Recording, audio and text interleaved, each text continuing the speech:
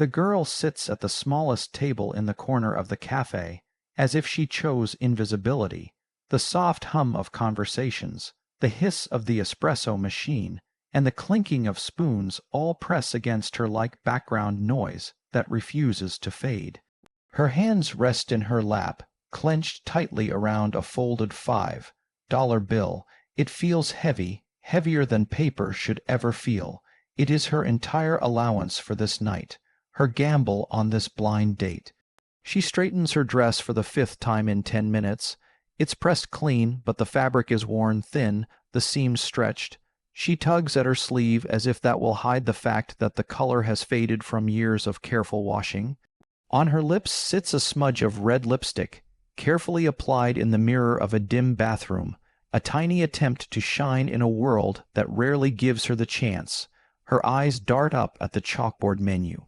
Everything looks out of reach: the sandwiches, the pastries, the coffees with whipped cream, each price tag louder than the last. She searches desperately for the cheapest thing she can order without looking suspicious.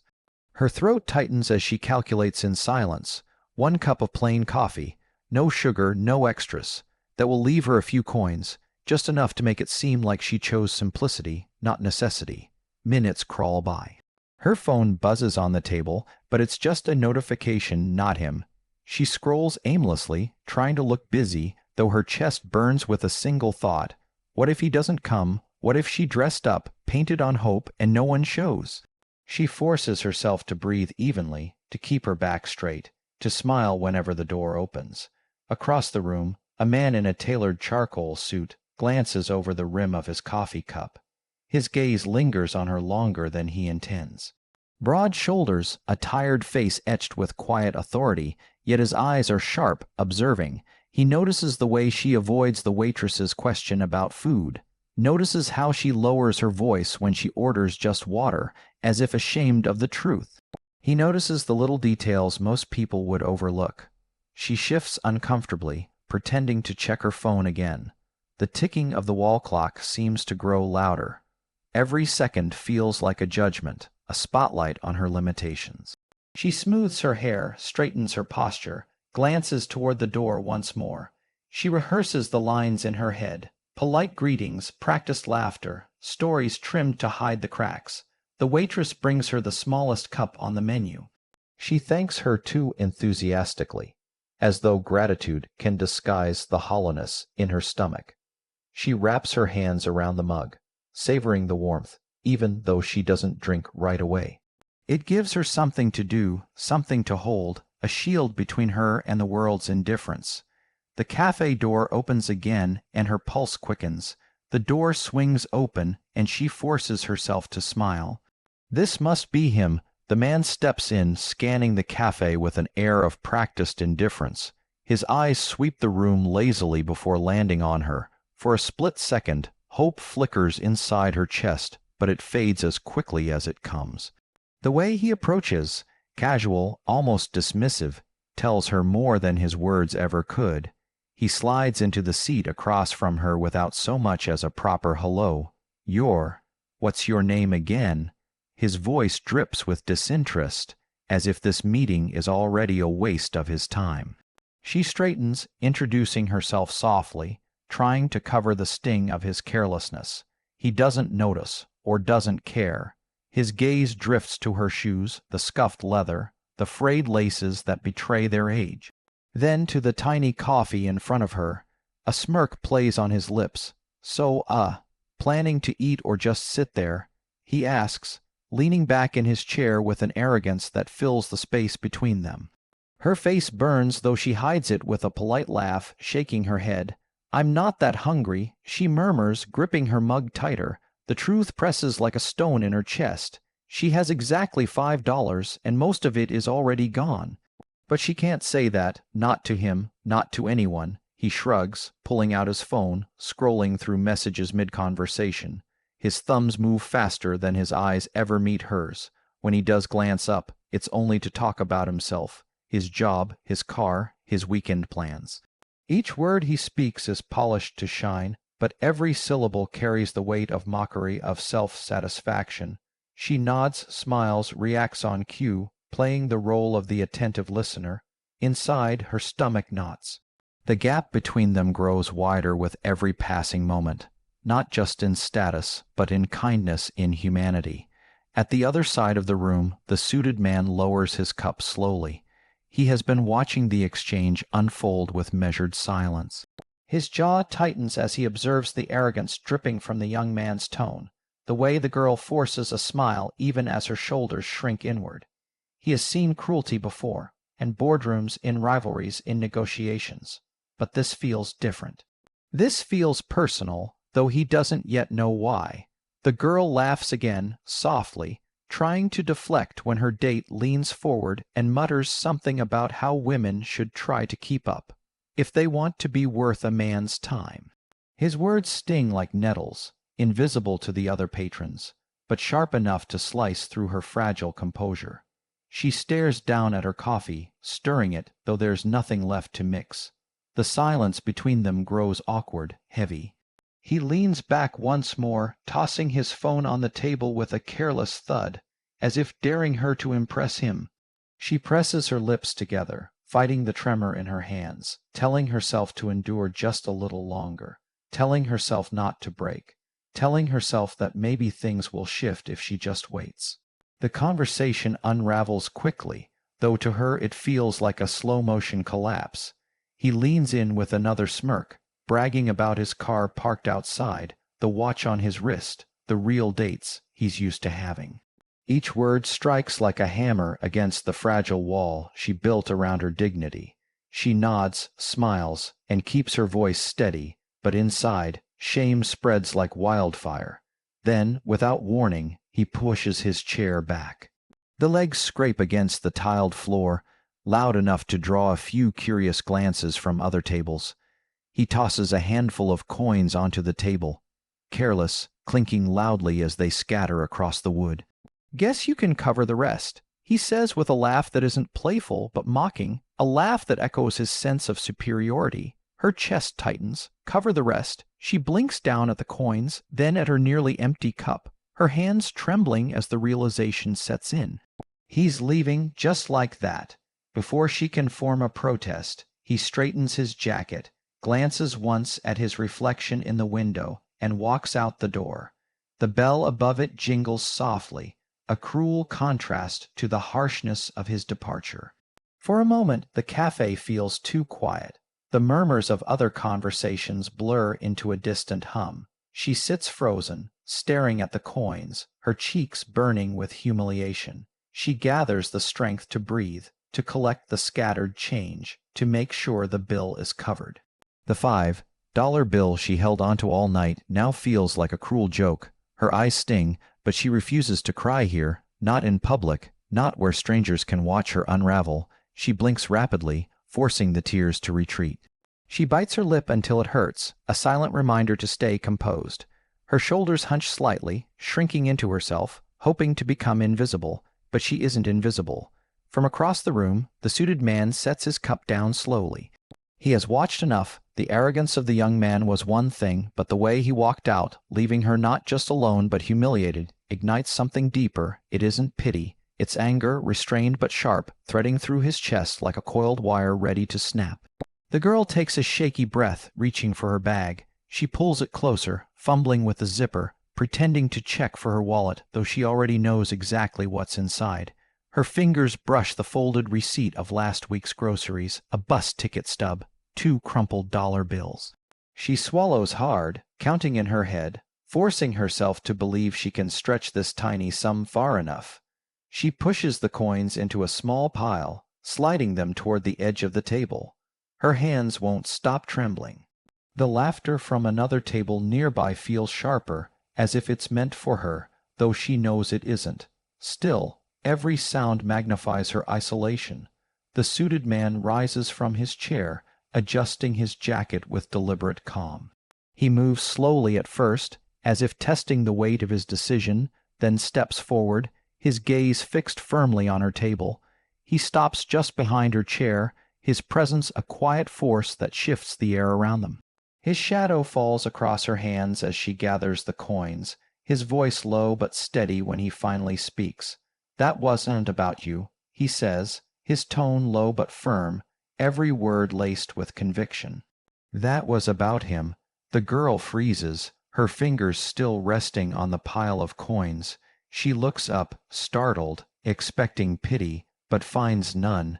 His gaze is steady, almost grounding, as if he is reminding her she is not as small as she feels in this moment.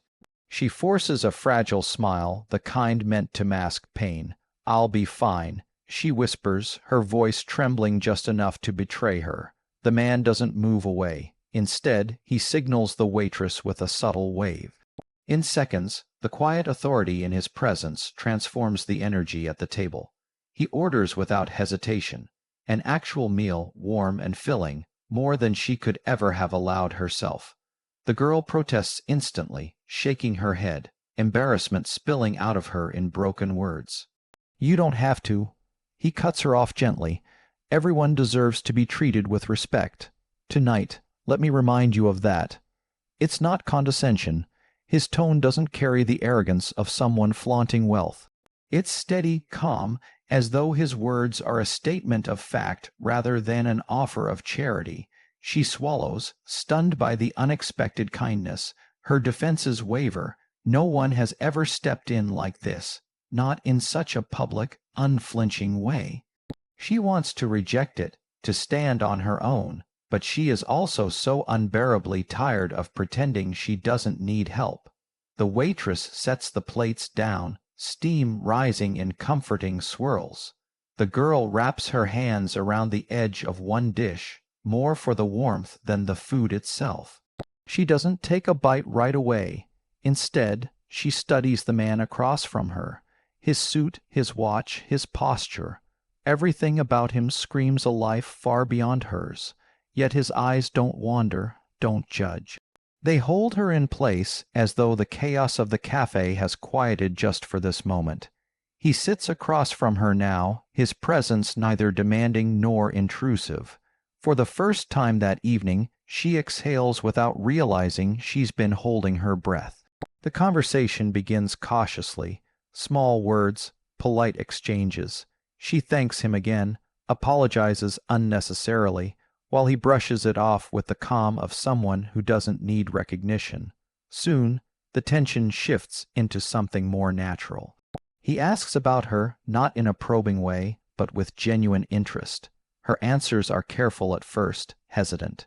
She tells him she's studying at night, working multiple jobs, her voice faltering when she admits how stretched thin she feels. To her surprise, he doesn't pity her. He listens. He nods as though he understands the rhythm of sacrifice, the discipline it takes to survive on determination alone. His silence isn't empty. It feels like space she's never been given before, the kind that allows her words to matter.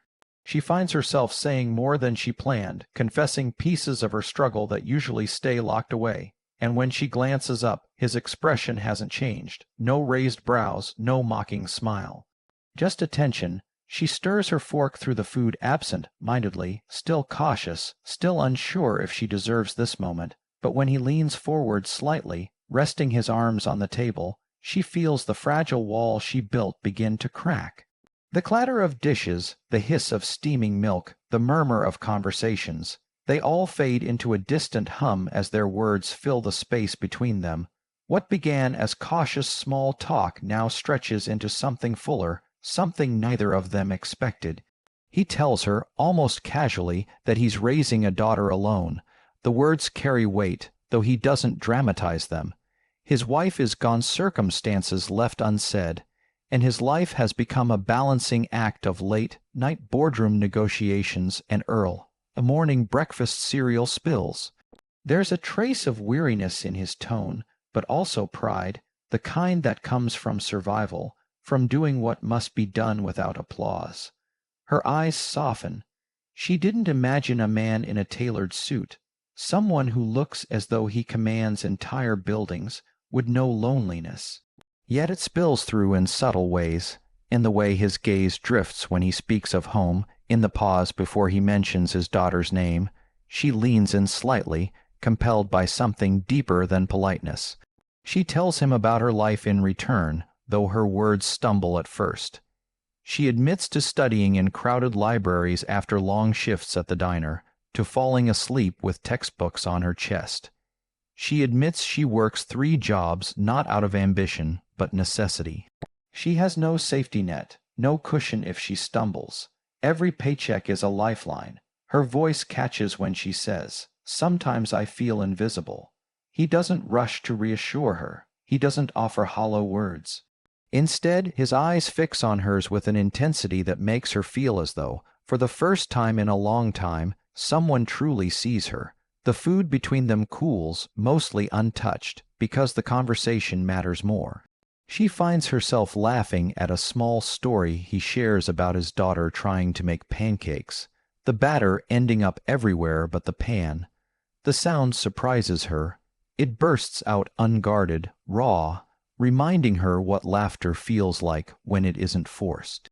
He watches her carefully, not in the way her date did earlier, scanning for flaws or leverage, but with quiet curiosity, as though each word she speaks is a thread weaving into a larger picture he wants to understand. At one point, she notices the lines at the corners of his eyes, the exhaustion etched into his face, but underneath it is strength, the kind forged in struggle, not privilege alone. For the first time, she realizes he isn't just wealthy. He's human and perhaps more familiar with hardship than he lets on. She shifts in her seat, surprised at her own ease. Normally, she hides pieces of herself, locks them away so no one can dismiss her dreams as childish. But with him, the words spill like a river breaking through a dam. She admits she wants more than survival, that she dreams of finishing school, of working in a field where she can build something lasting. She admits she's terrified of never breaking free of the cycle that keeps her small. He listens, chin resting lightly against his hand, as though her dreams are worth studying, worth remembering. His silence feels like an answer in itself. And in the stillness that follows, she realizes she's no longer carrying the weight of her struggle alone. For the first time, she feels the possibility of. The plates are cleared, but neither of them seems ready to leave. The café around them has thinned out, only a few late, night customers lingering with half-empty mugs.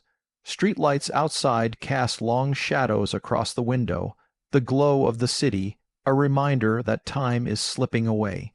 He reaches into his jacket pocket and pulls out a card, not glossy, not printed with a corporate logo, just a plain piece of paper with his name and number written in ink. He slides it across the table, his hand steady, his gaze fixed on hers. "This doesn't have to be the end of the night," he says quietly. His tone isn't pushy, but charged, carrying the weight of possibility. "Unless you want it to be." Her heart stumbles in her chest. She stares at the card, the ink still fresh, as though it were written for her alone. She hesitates because the doubts scream louder than the hope. Men like him don't stay. Men like him don't notice girls with $5 bills folded like lifelines in their hands. But then she remembers the way he listened. The way he didn't look away when she spoke of invisible struggles. The way he didn't pity her, but instead saw her as someone worthy of respect. That memory cuts through her fear like light breaking through fog. Still, her fingers hover above the card, trembling. "Why me?" she asks, her voice barely audible. He doesn't hesitate. "Because I see someone strong, someone who refuses to quit, even when quitting would be easier." His words are simple, unpolished, but they strike deeper than any compliment she's ever received. For a moment, she can't breathe. The air between them vibrates with a tension she doesn't know how to name, half fear, half longing. She wants to believe him, wants to reach for that possibility, but the weight of disappointment has always been her closest companion. Outside, the wind rattles the glass. Inside, the silence stretches, thick with unspoken choices. Her hand finally closes around the card, the paper soft against her palm. She doesn't slip it into her bag right away. She just holds it as though it might vanish if she lets go. He leans back, giving her space, no pressure in his eyes. He's offering a door, not pushing her through it, and somehow that restraint makes her trust him more. She gathers her courage, lifts her chin, and meets his gaze fully for the first time. For the first time tonight, she feels steady. Maybe it doesn't have to be the end, she whispers. Something shifts in his expression. Not triumph, not satisfaction, but relief, as if he, too, has been waiting for this moment to break open. The cafe door jingles as another customer walks in, but neither of them looks away. The world moves, but they remain still, caught in the fragile space where strangers become something more. And as the night folds around them, a girl who only had $5 discovers that sometimes the smallest sum can buy the most priceless beginning.